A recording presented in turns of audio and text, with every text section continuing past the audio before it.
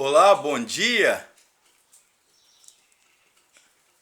Deus abençoe as nossas vidas, meu caro internauta. Eu sou Fabrício Barreto Gonçalves e eu gostaria de refletir com você mais um texto, vídeo mensagem da Palavra de Deus. Sou da Igreja Batista, aqui em Campos do Goytacazes, Rio de Janeiro, Parque Calabouço.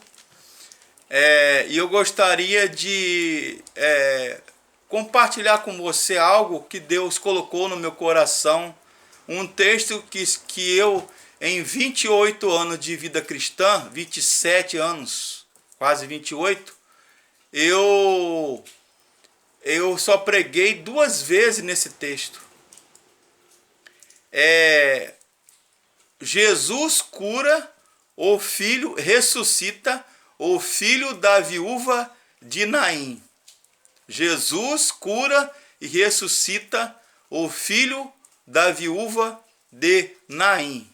Se encontra do Evangelho de Jesus, segundo Lucas, a narrativa lucana, a narrativa do Evangelho de Lucas, que era médico,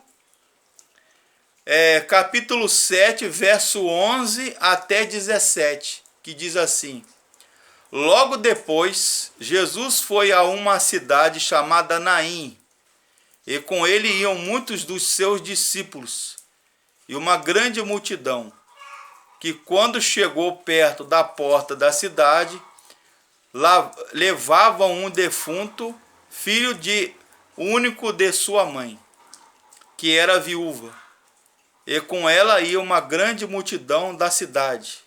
Vendo-a, o Senhor sentiu de grande compaixão para com ela e disse: Não chores. Chegando-se logo, tocou-lhe o esquife e parando os que o levavam, disse: Jovem, a ti te digo, levanta-te, né? Ou em aramaico Talita cumi. O defunto assentou-se e começou a falar, e Jesus o entregou à mãe dele. De todos se apoderou o temor e glorificavam a Deus, dizendo: Um grande profeta se levantou entre nós. A Deus, e Deus visitou o seu povo. E correu dele esta fama por toda a Judéia e por toda a região circunvizinha. Que o Senhor abençoe a sua leitura às nossas vidas. Jesus pôde curar, fazer um milagre. É uma série de mensagens que eu estou gravando sobre os excluídos do reino e sobre os milagres e as curas de Jesus. Filho da viúva de Naim. Naim era uma região que ficava entre o Monte Hermon e o Monte Tabor, ao noroeste, entre a planície Vale de Armagedon, ou Megido, ou Magedo, sudeste de Nazaré, ali perto das cercanias da planície ali do Vale de Esdrelon, né? Paralelo a esse texto de Lucas 7, a partir do verso 11, eu estou lembrando quando Jesus ressuscita Lázaro, que era irmão de Marta e Maria, lá em João capítulo 11, né? Ele diz o seguinte, João 11, 25, Eu sou a ressurreição e a vida. Mesmo que alguém esteja morto, se creres em mim, terá vida eterna. Diz assim no grego, eu sou a ressurreição e a vida, né?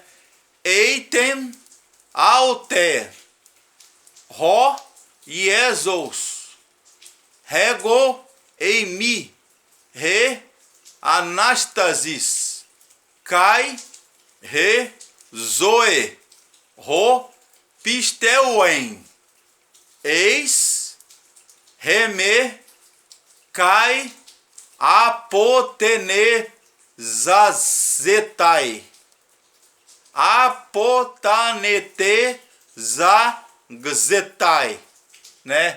Eiten, alten, ro, iezou, rego, eimi, re, anastases. Ou seja, eu sou a ressurreição e a vida.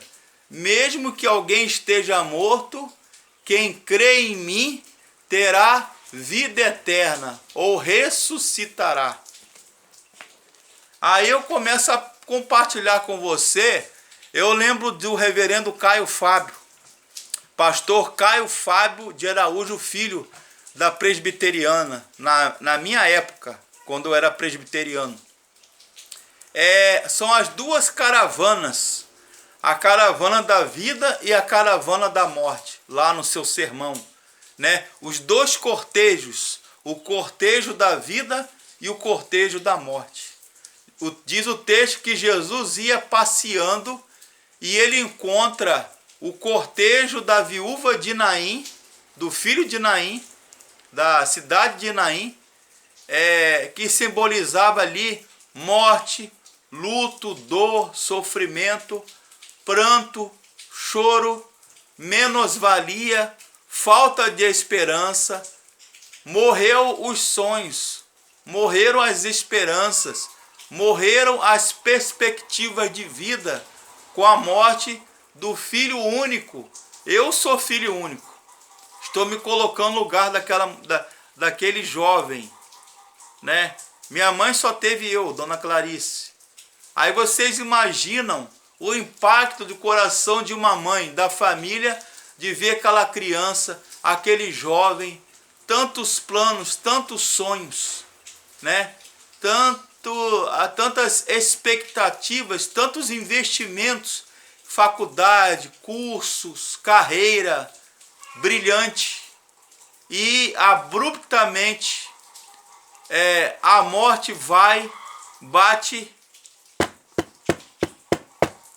na porta daquela família e ceifa a vida daquele jovem, do filho da viúva de Naim.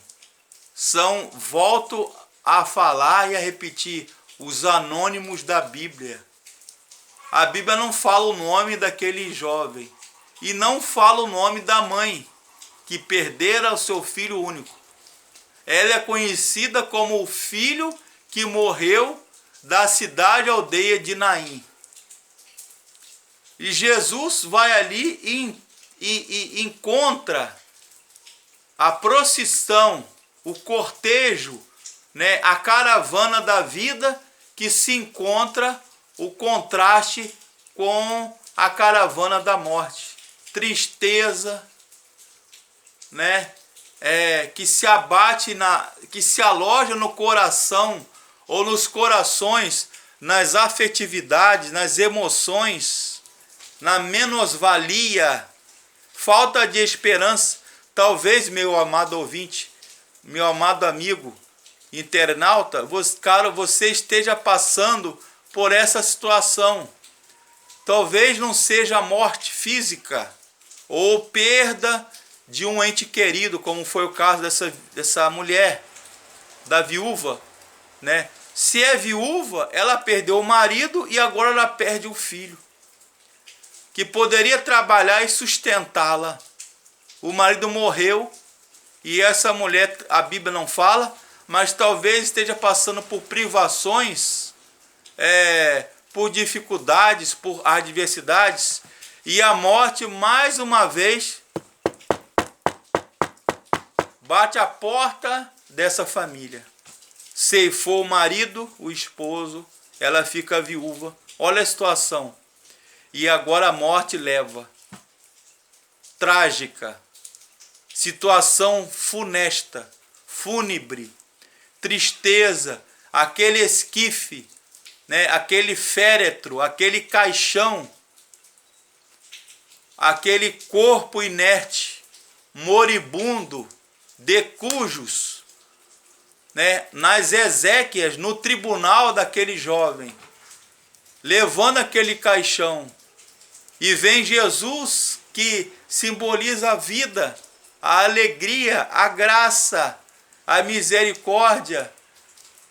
É isso que Jesus faz conosco, meu caro ouvinte. Ele traz vida onde existe a morte. Quando Jesus se faz presente na nossa vida, a morte tem que bater em retirada. O pecado tem que bater em retirada. A tristeza, as transgressões, a menosvalia.